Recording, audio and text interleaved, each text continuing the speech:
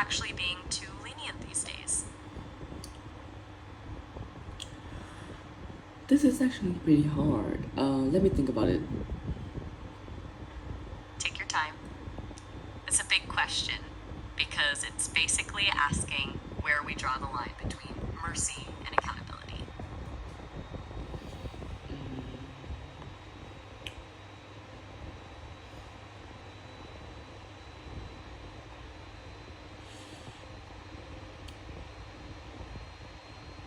No, in my opinion, we are neither.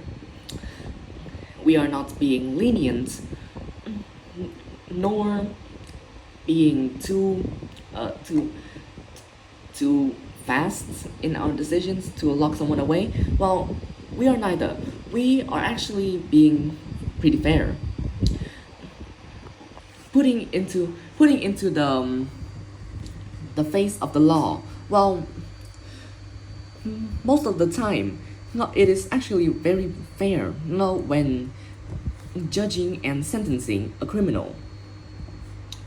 No, but putting it into the social view of people, of citizens, who are obeying the law, well, it's actually not that fair.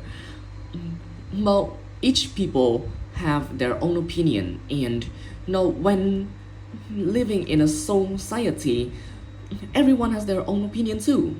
It makes it very hard to determine anything as universal and profound as the law. So it's almost like the social pressure.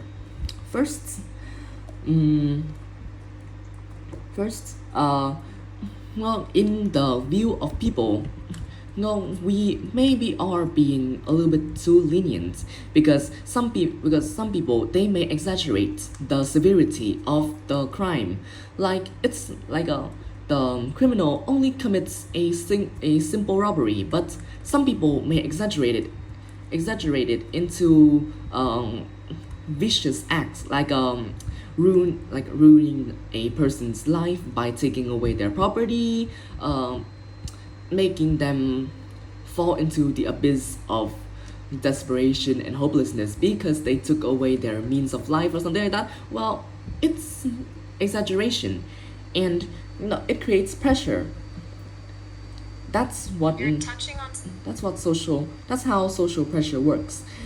And well, it's it depends. Well, in conclusion, it depends on the perspective.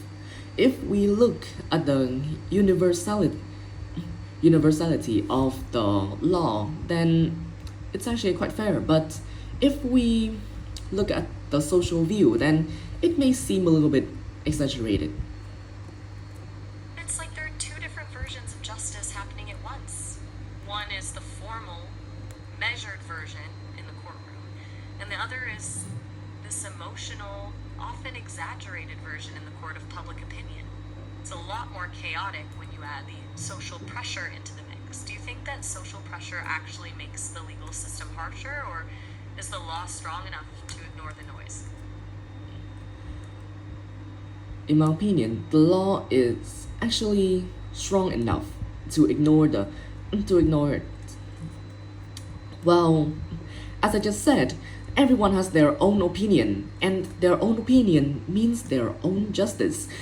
People, well, without universality, and some people may not use logic, and may not use both logic and their soul into judging a person's crime, like law. So they may see everything as a little bit exaggerated, so maybe a bit selfish and too personal in their own perspective.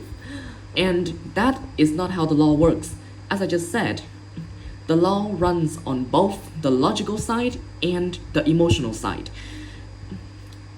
But some people just ignore one side and just simply put themselves on one solely one. one sole line. So it's not how you judge a criminal. So, well, with the law being persistent, with that logic of balance, with that logic of balance, then the law can, of course, ignore everything. Can ignore every words and exaggeration from the law, from the social media or the society to continue being a fair system. That's why it's called. That's why it's called law and not something like rules or something. I love that distinction. The idea that the law isn't just a set of rules, but a persistent system of balance is a really grounding way to look at it.